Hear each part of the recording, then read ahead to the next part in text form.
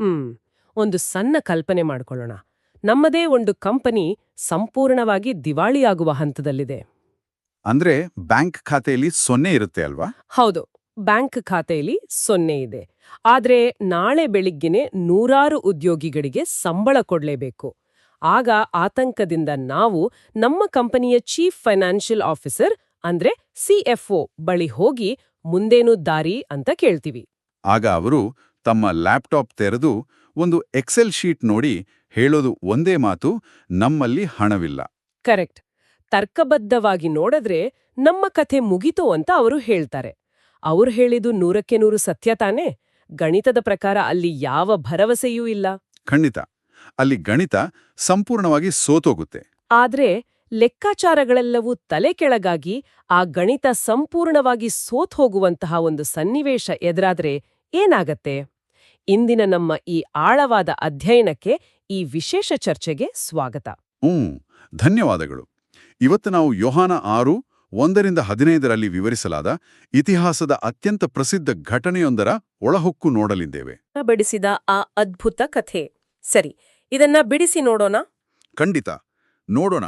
ಮೇಲ್ನೋಟಕ್ಕೆ ಇದು ಕೇವಲ ಒಂದು ಪ್ರಾಚೀನ ಪವಾಡದಂತೆ ಕಾಣಬಹುದು. ಆದರೆ ಈ ಘಟನೆಯನ್ನು ಸೂಕ್ಷ್ಮವಾಗಿ ಗಮನಿಸಿದರೆ ಇದು ಸಂಪನ್ಮೂಲಗಳ ನಿರ್ವಹಣೆ, ಮನುಷ್ಯನ ತರ್ಕ ಮತ್ತು ನಂಬಿಕೆಯ ನಡುವಿನ ಸಂಘರ್ಷದ ಬಗ್ಗೆ ಹೇಳುತ್ತೆ. ಅಂದ್ರೆ ಮಾನವನ ಮನೋಭಾವವನ್ನು ಅರ್ಥ ಮಾಡಿಕೊಳ್ಳಲು ಇರುವ ಒಂದು ಅತ್ಯುತ್ತಮ ಕೈಪಿಡಿಯಂತ ಹೇಳ್ಬಹುದಾ? 100ಕ್ಕೆ 100 ಸತ್ಯ. ಈ ಕಥೆಯಲ್ಲಿರುವ ಸೈಕಾಲಜಿಯನ್ನು ಅರ್ಥ ಮಾಡಿಕೊಳ್ಳುವುದು ಇಂದಿನ ನಮ್ಮ ಬದುಕಿಗೂ ಬಹಳ ಮುಖ್ಯ. ಆ ಸನ್ನಿವೇಶ ಹೇಗಿತ್ತು ಎನ್ನುವುದನ್ನು ಮೊದಲು ಕಲ್ಪಿಸಿಕೊಳ್ಳೋಣ. ಇದು ನಡೆಯುವುದು ಗಲೀಲೆಯ ಸರೋವರದ ದಡದಲ್ಲಿ, ಅಂದ್ರೆ ತಿಬೇರಿಯಾ ಸರೋವರದ ಬಳಿ. ಹೌದು, ಯೇಸು ಅಲ್ಲಿ ರೋಗಿಗಳನ್ನು ಗುಣಪಡಿಸುವ ಅದ್ಭುತ ಕಾರ್ಯಗಳನ್ನು ಮಾಡ್ತಿರ್ತಾರೆ. ಆ ಸೂಚಕ ಕಾರ್ಯಗಳನ್ನು ನೋಡಿದ ಅಪಾರ ಜನಸಮೂಹ ಅವರ ಹಿಂದೆ ಬರ್ತಾ ಇರುತ್ತೆ. ಇನ್ನೇನು ಯಹೂದ್ಯರ ಪಾಸ್ಖಾ ಹಬ್ಬ ಸಮೀಪಿಸುತ್ತಿದೆ. ಆಗ ಯೇಸು ಬೆಟ್ಟದ ಮೇಲೆ ತಮ್ಮ ಶಿಷ್ಯರೊಂದಿಗೆ ಕುಳಿತಿರುವಾಗ ಕಣ್ಣು ಹಾಯಿಸಿ ನೋಡ್ತಾರೆ. ಆ ದೊಡ್ಡ ಗುಂಪು ತಮ್ಮೆಡೆಗೆ ಬರ್ತಿರೋದು. ಕೇವಲ ಗಂಡಸರ ಸಂಖ್ಯೆಯೇ ಸುಮಾರು 5,000. ಅಂದ್ರೆ ಅಲ್ಲಿ ಮಹಿಳೆಯರು ಮತ್ತು ಮಕ್ಕಳು ಸೇರಿದ್ರೆ ಆ ಸಂಖ್ಯೆ 10,000-15,000ದಷ್ಟಿದ್ರಿಬೋದು ಅಲ್ವಾ? ಆರಾಮಾಗಿ ಅಷ್ಟು ಜನ ಇರ್ತಾರೆ. ಊಹಸಿ. ಆ ಕಾಲದಲ್ಲಿ ಯಾವುದೇ ಕ್ಯಾಟರಿಂಗ್ ವ್ಯವಸ್ಥೆ ಇಲ್ಲ, ಸೂಪರ್ ಮಾರ್ಕೆಟ್ಗಳಿಲ್ಲ. ಅಷ್ಟೊಂದು ಜನರಿಗೆ ಊಟದ ವ್ಯವಸ್ಥೆ ಮಾಡೋದು ಅಂದ್ರೆ ಅದೊಂದು ದೊಡ್ಡ ಬಿಕ್ಕಟ್ಟು. ನಿಜ. ಆ ಭೌಗೋಳಿಕ ಹಿನ್ನೆಲೆಯನ್ನು ಅರ್ಥ ಮಾಡಿಕೊಳ್ಳೋದು ಬಹಳ ಮುಖ್ಯ. ಅದು ಬೆಟ್ಟದ ಪ್ರದೇಶ, ಸುತ್ತಮುತ್ತ ದೊಡ್ಡ ಊರುಗಳೇನೂ ಇರಲಿಲ್ಲ. ಭರವಸೆಯನ್ನು ಹುಡುಕಿಕೊಂಡು ಬಂದಿರುವ ಅಸಹಾಯಕ ಜನರ ದೊಡ್ಡ ಗುಂಪು ಅದು. ಹೌದು. ಯೇಸುವಿಗೆ ಆ ಜನರ ಹಸಿವಿನ ಅರಿವಿದೆ. ಆದರೆ ಅವರು ತಕ್ಷಣವೇ ತಮ್ಮ ಪವಾಡವನ್ನು ಶುರು ಮಾಡುವುದಿಲ್ಲ. ಬದಲಾಗಿ ಅವರು ತಮ್ಮ ಶಿಷ್ಯನಾದ ಫಿಲಿಪ್ಪನ ಕಡೆ ತಿರುಗಿ, ಈ ಜನರ ಊಟಕ್ಕೆ ನಾವು ರೊಟ್ಟಿಯನ್ನು ಎಲ್ಲಿಂದ ಕೊಳ್ಳುವುದು ಅಂತ ಕೇಳ್ತಾರೆ. ಇಲ್ಲಿ ಗಮನಿಸಬೇಕಾದ ಮತ್ತೊಂದು ಕುತೂಹಲಕಾರಿ ಅಂಶ ಏನಂದ್ರೆ, ಫಿಲಿಪ್ ಆ ಹತ್ತಿರದ ಬೆತ್ಸಾಯಿದಾ ಎಂಬ ಊರಿನವನು. ಅಂದ್ರೆ ಎಲ್ಲಿ ಬೇಕರಿಗಳಿವೆ, ಎಲ್ಲಿ ಊಟ ಸಿಗಬಹುದು ಎಂದು ಸ್ಥಳೀಯವಾಗಿ ತಿಳಿದಿದ್ದವನು ಆತನೇ. ಕರೆಕ್ಟ್. ಆತನಿಗೆ ಆ ಜಾಗದ ಬಗ್ಗೆ ಚೆನ್ನಾಗಿ ಗೊತ್ತಿತ್ತು. ನನಗೆ ಇಲ್ಲಿಯೇ ಬಹಳ ಆಸಕ್ತಿದಾಯಕ ಎನಿಸೋದು, ಕಥೆ ಸ್ಪಷ್ಟವಾಗಿ ಹೇಳುತ್ತೆ ಯೇಸುವಿಗೆ ತಾವು ಏನು ಮಾಡಬೇಕೆಂದು ಮೊದಲೇ ತಿಳಿದಿತ್ತು ಅಂತ. ಹೌದು, ಅವರಿಗೆ ಮೊದಲೇ ಪ್ಲಾನ್ ಇತ್ತು. ಆದರೂ ಅವರು ಫಿಲಿಪ್ಪನನ್ನ ಪ್ರಶ್ನಿಸ್ತಾರೆ. ಅಂದ್ರೆ ಇದು ಫಿಲಿಪ್ಪನ ನಂಬಿಕೆಯನ್ನು ಪರೀಕ್ಷಿಸಲು ಬೇಕೆಂದೇ ಕೇಳಿದ ಪ್ರಶ್ನೆ ಅಂತಾಯ್ತು.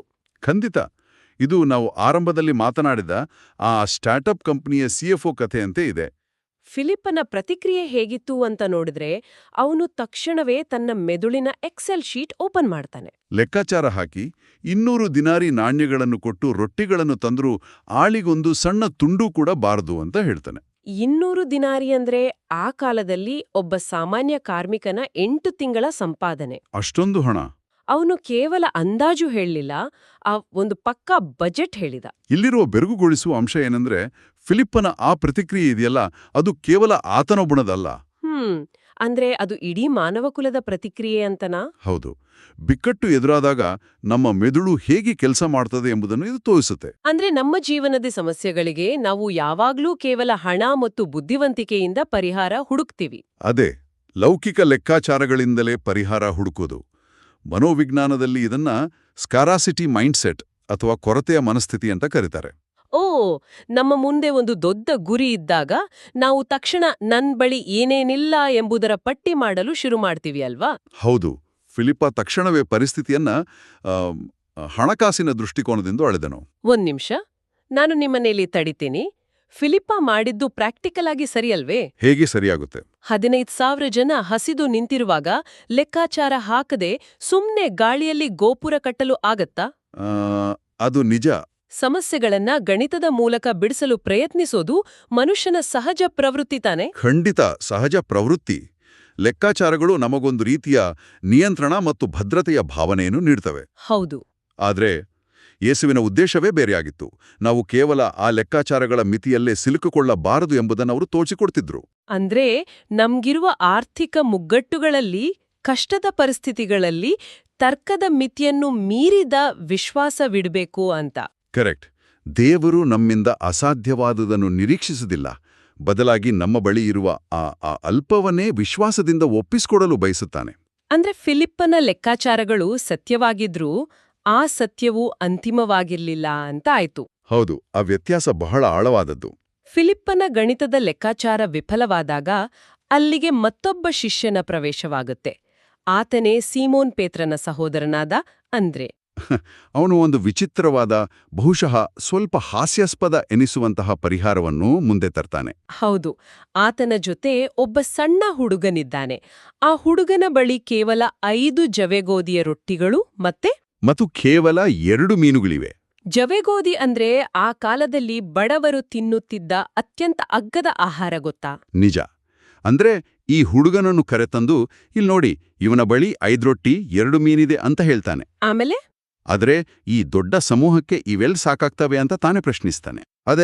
ಅಂದ್ರೇನಿಗೂ ತನ್ನ ಪರಿಹಾರದ ಬಗ್ಗೆ ನಂಬಿಕೆ ಇಲ್ಲ ಅಂತಾಯ್ತು. ಹೌದು, ಅಂದ್ರೇನಿಗೆ ಹಿಂಜರಿಕೆ ಇದೆ. ಆದ್ರೆ ಆತ ಕನಿಷ್ಠ 1 ಹೆಜ್ಜೆ ಮುಂದಿಟ್ಟ. ಇಲ್ಲಿ ಆ ಸಣ್ಣ ಹುಡುಗರ ಪಾತ್ರ ಬಹಳ ದೊಡ್ಡದು. ಇಷ್ಟು ದೊಡ್ಡ ಜನಸಮೂಹದಲ್ಲಿ ಪ್ರಯಾಣ ಮಾಡಿ ಬಂದವರಲ್ಲಿ ಊಟ ತಂದಿದ್ದವರು ಕೇವಲ ಆ ಹುಡುಗ ಮಾತ್ರನಾ? ಖಂಡಿತ ಇಲ್ಲ. ಬಹುಶಃ ಸಾಕಷ್ಟು ವಯಸ್ಕರ ಬಳಿ ಸ್ವಲ್ಪ ಮಟ್ಟಿನ ಆಹಾರ ಬಚ್ಚಿಟ್ಟಿರ್ಬೋದು. ಹೌದು. ಆದ್ರೆ ಆ ಕೊರತೆಯ ಮನಸ್ಥಿತಿ ಅವರೆಲ್ಲರನ್ನೂ ನಿಯಂತ್ರಿಸ್ತಾ ಇತ್ತು. ನನ್ನ ಬಳಿ ಇರುವುದು ನನಗೇ ಸಾಲದು, ಇನ್ನೊಬ್ಬರಿಗೆ ಎಲ್ಲಿಂದ ಕೊಡಲಿ ಅನ್ನೋ ಸ್ವಾರ್ಥ ಅಲ್ವಾ? ನಿಜ. ಆದ್ರೆ ಆ ಹುಡುಗನಿಗೆ ಆ ಜಟಿಲವಾದ ಗಣಿತ ಗೊತ್ತಿರಲಿಲ್ಲ. ಆತನಲ್ಲಿ ಮುಗ್ಧತೆ ಇತ್ತು. ತನ್ನ ಬಳಿ ಇದ್ದ ಸಂಪೂರ್ಣ ಆಹಾರವನ್ನು ಕೊಡಲು ಮುಂದೆ ಬಂದ. ಹಾಗಾದ್ರೆ ಯೇಸು ಏನ್ ಮಾಡಿದ್ರು? ಯೇಸು ಜನರೆಲ್ಲರನ್ನೂ ಹುಲ್ಲಿನ ಮೇಲೆ ಕೂರ್ಸಲು ಹೇಳ್ತಾರೆ. ಆ 5 ರೊಟ್ಟಿ ಮತ್ತು 2 ಮೀನುಗಳನ್ನು ತಮ್ಮ ಕೈಯಲ್ಲಿ ತೆಗೆದುಕೊಳ್ತಾರೆ. ಅಲ್ಲಿ ಕಣ್ಣು ಹಾಯಿಸಿದಷ್ಟು ದೂರ ಜನರೇ ಇದ್ದಾರೆ. ಆ ಇರೋ ಆಹಾರ ನೋಡಿದ್ರೆ 3 ಜನರಿಗೂ ಸಾಲದು. ಯೇಸು ಆ ಅಲ್ಪ ಆಹಾರವನ್ನಿಡಿದು ಮೊದಲು ದೇವರಿಗೆ ಸ್ತೋತ್ರ ಸಲ್ಲಿಸ್ತಾರೆ. ಅಂದ್ರೆ ಕೃತಜ್ಞತೆ ಅರ್ಪಿಸ್ತಾರೆ.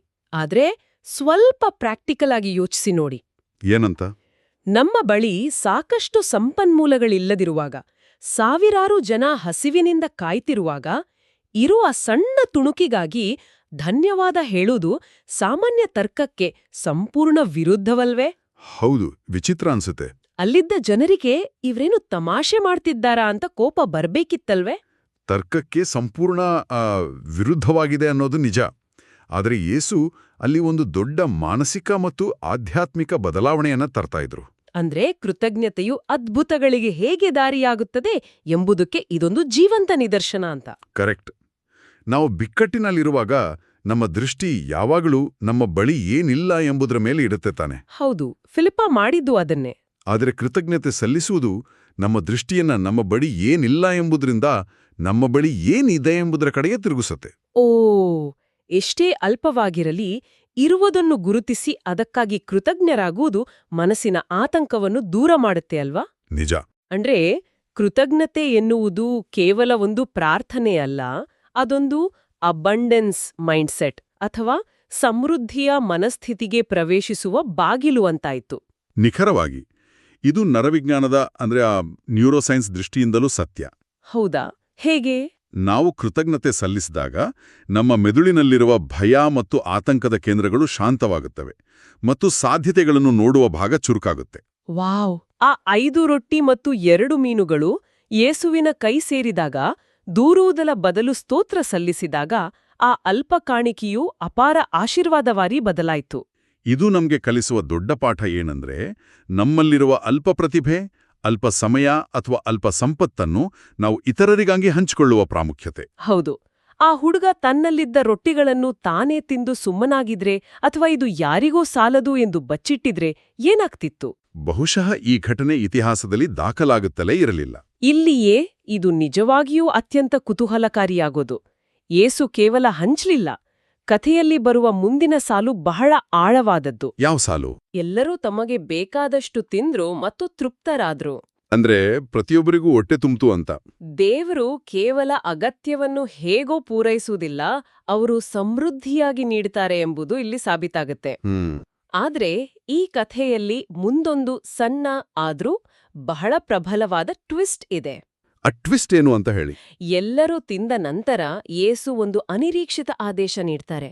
ತಿಂದುಳಿದ ತುಂಡುಗಳನ್ನೆಲ್ಲ ಒಟ್ಟುಗೂಡಿಸಿರಿ, ಒಂದು ತುಂಡು ಹಾಳಾಗ್ಬಾರ್ದು ಅಂತ.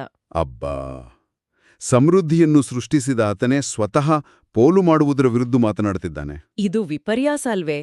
ತನಗೆ ಬೇಕಾದಾಗ ಗಾಳಿಯಿಂದಲೇ ರೊಟ್ಟಿ ಸೃಷ್ಟಿಸಬಲ್ಲ ಶಕ್ತಿ ಇದ್ರೂ ಆ ಉಳಿದಿದ್ದನ್ನು ಎಸೆಯಬೇಡಿ ಅಂತ ಹೇಳ್ತಾ ಇದ್ದಾರೆ. ಇದನ್ನ ಇಂದಿನ ವಿಶಾಲ ದೃಷ್ಟಿಕೋನಕ್ಕೆ ಜೋಡಿಸಿ ನೋಡೋದಾದ್ರೆ ಇದೊಂದು ಕ್ರಾಂತಿಕಾರಿಯಾದ ಪಾಠ. ಹೌದು. ಸಮೃದ್ಧಿ ಎಂದರೆ ಸಂಪನ್ಮೂಲಗಳನ್ನು ಮನಬಂದಂತೆ ಪೋಲು ಮಾಡುವ ಪರವಾನಗಿಯಲ್ಲ. ಕರೆಕ್ಟ್. ಅವರು ಆ ಉಳಿದ ತುಂಡುಗಳನ್ನು ಒಟ್ಟುಗೂಡಿಸಿದಾಗ ಅದು 12 ಬುಟ್ಟಿಗಳ ತುಂಬ ಆಗುತ್ತೆ. ಈಗ ಈ 12 ಬುಟ್ಟಿಗಳ ಕಾನ್ಸೆಪ್ಟನ್ನು ನೋಡೋಣ. 12 ಎಂಬ ಸಂಖ್ಯೆ ಪ್ರಾಚೀನ ಸಂಸ್ಕೃತಿಯಲ್ಲಿ ಬಹಳ ಸಾಂಕೇತಿಕವಾಗಿದೆ. ಇದು ಇಸ್ರೇಲಿನ 12 ಕುಲಗಳನ್ನು ಸಂಕೇತಿಸುತ್ತೆ ಅಲ್ವಾ? ಹೌದು. ಅಂದ್ರೆ ಇಡೀ ದೇವಜನರಿಗೆ, ಪ್ರತಿಯೊಬ್ಬರಿಗೂ ದೇವರ ಕೃಪೆ ಸದಾ ಇರುತ್ತದೆ, ಯಾರಿಗೂ ಕೊರತೆಯಾಗುವುದಿಲ್ಲ ಎಂಬುದರ ಸಂಕೇತವಿದು. ಸಂಪೂರ್ಣತೆಯ ನಡುವೆಯೂ ಜವಾಬ್ದಾರಿಯನ್ನು ಮರೆಯಬಾರದು ಎಂಬುದೇ ಇದರ ಸಾರಾಂಶ. ಮತ್ತು ಇದು ಇಂದಿನ ನಮ್ಮ ಸಮಾಜಕ್ಕೂ ಎಷ್ಟು ಕರಾರುವಾಗಿ ಅನ್ವಯಿಸುತ್ತೆ ಅಲ್ವೇ? ಖಂಡಿತ. ನಾವು ವಿಪರೀತವಾಗಿ ಆಹಾರ, ನೀರು ಮತ್ತು ಸಂಪನ್ಮೂಲಗಳನ್ನು ಪೋಲು ಮಾಡುವ ಕಾಲದಲ್ಲಿ ಬದುಕ್ತಿದ್ದೀವಿ. ನಮಗೆ ಸರ್ಕ್ಯುಲರ್ ಎಕಾನಮಿ ಮತ್ತು ಸಸ್ಟೈನಬಿಲಿಟಿ ಎಂಬ ಪದಗಳು ಈಗಷ್ಟೇ ಪರಿಚಯವಾಗ್ತಿವೆ. ಹೌದು. ಆದರೆ ಒಂದು ತುಂಡು ಹಾಳಾಡ್ಬಾರ್ದು ಎಂಬ ಆದೇಶದಲ್ಲಿ ಇವೆಲ್ಲವೂ ಮೊದಲೇ ಅಡಗಿದೆ. ನಾವು ಬಫೆ ಊಟಕ್ಕೆ ಹೋದ್ರೆ ತಟ್ಟೆ ತುಂಬ ಹಾಕ್ಕೊಳ್ತೀವಿ, ಅರ್ಧ ಬಿಡ್ತೀವಿ. ನಾನು ದುಡ್ಡು ಕೊಟ್ಟಿದ್ದೀನಿ, ಹಾಗಾಗಿ ವೇಸ್ಟ್ ಮಾಡುವ ಹಕ್ಕು ನನಗಿದೆ ಅನ್ನೋ ಅಹಂಕಾರ ನಮ್ಮಲ್ಲಿ ಬಂದಿದೆ. ನಿಜ. ಯೇಸುವಿನ ಆ ಆದೇಶ ಕೇವಲ ಆ ದಿನದ ಆಹಾರದ ಬಗ್ಗೆ ಮಾತ್ರವಲ್ಲ, ಅದೊಂದು ಜೀವನ ಮೌಲ್ಯ. ಕೃಪೆಯಿಂದ ಸಿಕ್ಕಿದ್ದು ಯಾವುದೂ ಅಗ್ಗವಲ್ಲ ಅಂಟ. ದೇವರು ನಮಗೆ ನೀಡಿರುವ ಪರಿಸರ, ಸಂಪತ್ತು, ಅವಕಾಶಗಳು, ನಮ್ಮಲ್ಲಿರುವ ಸಮಯ ಎಲ್ಲವನ್ನೂ ನಾವು ಗೌರವಿಸಬೇಕು ಮತ್ತು ಪೋಲು ಮಾಡಬಾರದು ಅನ್ನೋ ಎಚ್ಚರಿಕೆ. ದೇವರ ಕೃಪೆಯನ್ನು ನಾವು ಹೇಗೆ ನಿರ್ವಹಿಸುತ್ತೇವೆ ಎಂಬುದು ನಮ್ಮ ಜವಾಬ್ದಾರಿಯನ್ನು ತೋರಿಸುತ್ತೆ ಅಲ್ವಾ? ಆ 12 ಬುಟ್ಟಿಗಳು ನಮಗೆ ನೆನಪಿಸುವುದೇನೆಂದರೆ, ನಮಗೆ ಅಗತ್ಯವಿರುವುದಕ್ಕಿಂತ ಹೆಚ್ಚಿನದನ್ನು ನಾವು ಪಡೆದಾಗ ಅದು ನಮ್ಮ ದುರಾಸೆಗಲ್ಲ, ಬದಲಾಗಿ ಮುಂದಿನ ದಿನಗಳಿಗಾಗಿ ಅಥವಾ ಇತರರ ಅಗತ್ಯಗಳಿಗಾಗಿ ಕಾಯ್ದಿರಿಸಲು ಎಂಬ ಸತ್ಯವನ್ನು. ಖಂಡಿತ. ಇದು ನಮ್ಮ ಮನಸ್ಥಿತಿಯನ್ನು ಬದಲಾಯಿಸುವಂತಹ ವಿಚಾರ. ಈಗ ನಾವು ಈ ಕಥೆಯ ಕೊನೆಯ ಮತ್ತು ಬಹುಶಃ ಮಾನವನ ಸೈಕಾಲಜಿಯನ್ನು ಅತಿ ಹೆಚ್ಚು ಬಯಲು ಮಾಡುವ ಭಾಗಕ್ಕೆ ಬರ್ತೀವಿ. ಈ ಅದ್ಭುತವನ್ನು ಕಂಡ ಜನರಿಗೆ ಆಶ್ಚರ್ಯ ತಡೆಯಲಾಗೋದಿಲ್ಲ. ಲೋಕಕ್ಕೆ ಬರಬೇಕಾಗಿದ್ದ ಪ್ರವಾದಿ ನಿಜವಾಗಿಯೂ ಇವರೇ ಎಂದು ಮಾತನಾಡಿಕೊಳ್ತಾರೆ. ಅವರ ಹೊಟ್ಟೆ ತುಂಬಿದೆ ಅಲ್ವಾ? ಅವರ ದಿನನಿತ್ಯದ ಹಸಿವಿನ ಸಮಸ್ಯೆಗೆ ಒಂದು ತ್ವರಿತ ಪರಿಹಾರ ಸಿಕ್ಕಿದೆ. ತಕ್ಷಣವೇ ಅವರು ಒಂದು ನಿರ್ಧಾರಕ್ಕೆ ಬರ್ತಾರೆ. ಯೇಸುವನ್ನು ಹಿಡಿದುಕೊಂಡು ಹೋಗಿ ಬಲವಂತವಾಗಿ ತಮ್ಮ ಅರಸನನ್ನಾಗಿ ಮಾಡುವುದು. ಈ ಜನರ ಮನಸ್ಥಿತಿಯನ್ನು ನಾವು ಹೇಗೆ ಅರ್ಥ ಮಾಡಿಕೊಳ್ಬೇಕು ಅಂತ ನೋಡಿದ್ರೆ, ಇದು ಮಾನವ ಸ್ವಭಾವದ ಮತ್ತೊಂದು ಆಳವಾದ ಮುಖವನ್ನು ತೋರಿಸುತ್ತೆ. ಮನುಷ್ಯರಾದ ನಾವು ಉನ್ನತ ಶಕ್ತಿಯನ್ನು ಅಥವಾ ಯಾವುದೇ ಆಧ್ಯಾತ್ಮಿಕ ಮಾರ್ಗವನ್ನು ಯಾವ ಕಾರಣಕ್ಕಾಗಿ ಹುಡುಕುತ್ತಿದ್ದೀವಿ? ಆ ಜನಸಮೂಹ ಯೇಸುವನ್ನು ಅರಸನನ್ನಾಗಿ ಮಾಡಲು ಹೊರಟದ್ದು ಅವರ ಬೋಧನೆಗಳ ಮೇಲಿನ ಪ್ರೀತಿಯಿಂದಲ್ಲ, ಅವರ ತತ್ವಗಳಿಗಾಗಿ ಅಲ್ಲ, ಅಥವಾ ಆಧ್ಯಾತ್ಮಿಕ ಬದಲಾವಣೆಗಾಗಿಯೂ ಅಲ್ಲ. ಬದಲಾಗಿ ಇವನು ನಮ್ಮ ಅರಸನಾದರೆ ನಮ್ಗೆ ಪ್ರತಿದಿನ ಉಚಿತವಾಗಿ ಊಟ ಸಿಗುತ್ತೆ ಅನ್ನೋ ಆಸೆ. ನಮ್ಮ ಆರ್ಥಿಕ ಭೌತಿಕ ಅಗತ್ಯಗಳು ಸುಲಭವಾಗಿ ತೀರ್ತವೆ, ನಮಗೆ ಕಷ್ಟಪಡುವ ಅಗತ್ಯವೇ ಇರೋದಿಲ್ಲ ಎಂಬ ಆ ಶುದ್ಧ ಲೌಕಿಕ ಲಾಭಕ್ಕಾಗಿ. ಅಂದ್ರೆ ಅವರು ಯೇಸುವನ್ನು ಕೇವಲ ಒಂದು ಪವಾಡ ಮಾಡುವ ಯಂತ್ರದ ತರಹ ನೋಡಿದ್ರು. ಅಥವಾ ಇಂದಿನ ಭಾಷೆಯಲ್ಲಿ ಹೇಳುವುದಾದ್ರೆ ಒಂದು ಎಟಿಎಂ ಯಂತ್ರದ ತರಹ ನೋಡಿದ್ರು ಅಂತಾಯ್ತು. ನನಗೆ ಬೇಕಾದಾಗ ಬಟನ್ ಒತ್ತುತ್ತೇನೆ, ನನಗೆ ಬೇಕಾದ ಪರಿಹಾರ ಹೊರಬರಬೇಕು ಎಂಬ ಮನಸ್ಥಿತಿ. ಮನುಷ್ಯರು ತಮಗೆ ಭೌತಿಕ ಲಾಭ ತರುವ ವಿಷಯಗಳನ್ನು ಹೇಗೆ ತಕ್ಷಣವೇ ತಮ್ಮ ಅನುಕೂಲಕ್ಕೆ ಬಳಸಿಕೊಳ್ಳಲು ನೋಡ್ತಾರೆ ಎಂಬುದಕ್ಕೆ ಇದೊಂದು ಕ್ಲಾಸಿಕ್ ಉದಾಹರಣೆ.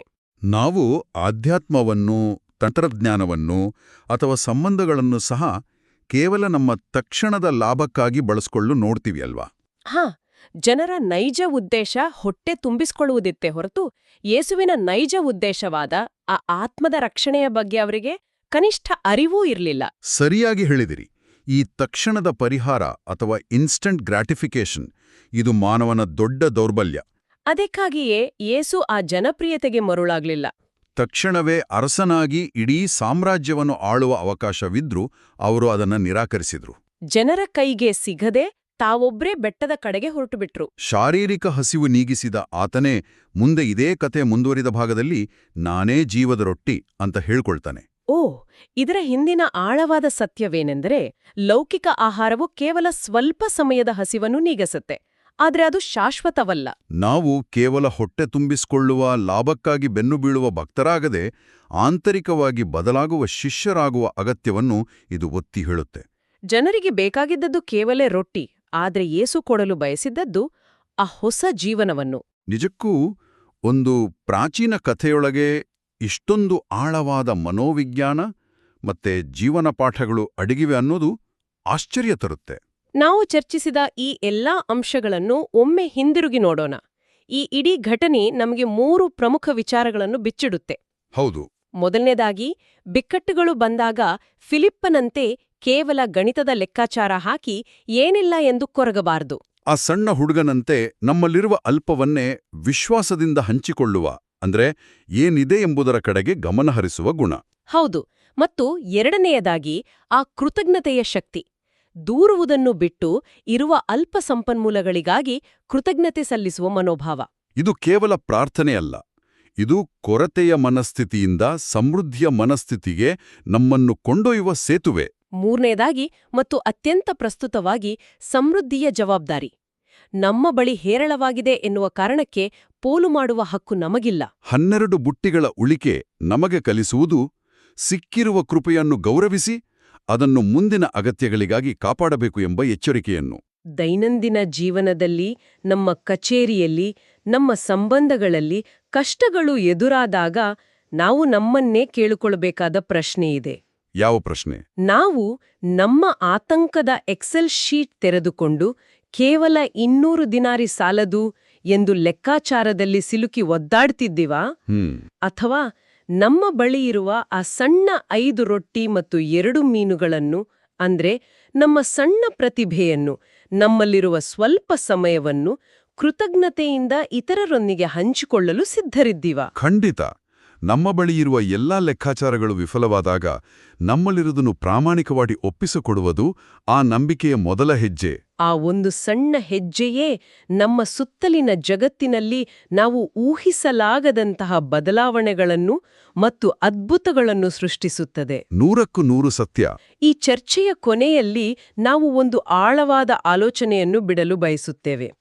ಗಲೀಲೆಯ ಸರೋವರದ ದಡದಲ್ಲಿದ್ದ ಆ 15,000 ಜನರ ಗುಂಪು ಕೇವಲ ಒಂದು ಹೊತ್ತಿನ ಉಚಿತ ಊಟಕ್ಕಾಗಿ ಇಡೀ ಜಗತ್ತಿನ ಸತ್ಯವನ್ನು ಬಲವಂತವಾಗಿ ತಮ್ಮ ಭೌತಿಕ ಅರಸನನ್ನಾಗಿ ಮಾಡಲು ಹೊರಟಿದ್ದರು. ಹೌದು. ಹಾಗಾದ್ರೆ ಇಂದಿನ ನಮ್ಮ ಈ ಅತ್ಯಾಧುನಿಕ ವೇಗದ ಬದುಕಿನಲ್ಲಿ ನಾವು ಯಾವ ಕ್ಷಣಿಕ ಲಾಭಗಳಿಗಾಗಿ ಅಥವಾ ತ್ವರಿತ ಪರಿಹಾರಗಳಿಗಾಗಿ ಹುಚ್ಚರಂತೆ ಓಡ್ತಿದ್ದೀವಿ? ಒಂದು ಸಣ್ಣ ಸಮಸ್ಯೆ ಬಂದ ತಕ್ಷಣ ಆ ಎಟಿಎಂ ಯಂತ್ರದಿಂದ ದುಡ್ಡು ಬರುವಂತೆ ಪರಿಹಾರ ಬರಬೇಕು ಎಂದು ನಾವು ಯಾಕೆ ಬಯಸ್ತೀವಿ? ಮತ್ತು ಆ ಪ್ರಕ್ರಿಯೆಯಲ್ಲಿ, ಆ ಆತುರದಲ್ಲಿ ನಾವು ಯಾವ ಶಾಶ್ವತವಾದ ಸತ್ಯಗಳನ್ನು, ಆಳವಾದ ಬದಲಾವಣೆಗಳನ್ನು ಅಥವಾ ಬದುಕಿನ ನಿಜವಾದ ಅರ್ಥವನ್ನು ಕಳ್ಕೊಳ್ತಿದ್ದೀವಿ? ಇದು ನಾವೆಲ್ಲರೂ ನಮ್ಮ ದೈನಂದಿನ ಓಟದ ನಡುವೆ ಸ್ವಲ್ಪ ಹೊತ್ತು ನಿಂತು ಆಳವಾಗಿ ಚಿಂತಿಸಬೇಕಾದ ವಿಷಯ. ಹೌದು.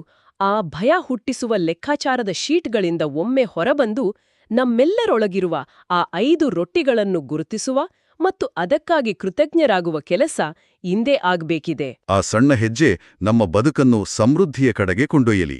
ಈ ಅದ್ಭುತ ಚರ್ಚೆಯಲ್ಲಿ ಭಾಗವಹಿಸಿದ್ದಕ್ಕೆ ಧನ್ಯವಾದಗಳು. ಮತ್ತೆ ಸಿಗೋಣ. ಪ್ರಿಯರೇ, ಈ ಚಾನೆಲ್ ಅನ್ನು ಸಬ್ಸ್ಕ್ರೈಬ್ ಮಾಡಿ ಪ್ರತಿದಿನ ದೇವರ ವಾಕ್ಯವನ್ನು ಆಲಿಸುತ್ತಾ ಅದನ್ನು ಇತರರೊಂದಿಗೆ ಹಂಚಿಕೊಳ್ಳಲು ನಮಗೆ ನೆರವಾಗಿರಿ. ಧನ್ಯವಾದಗಳು.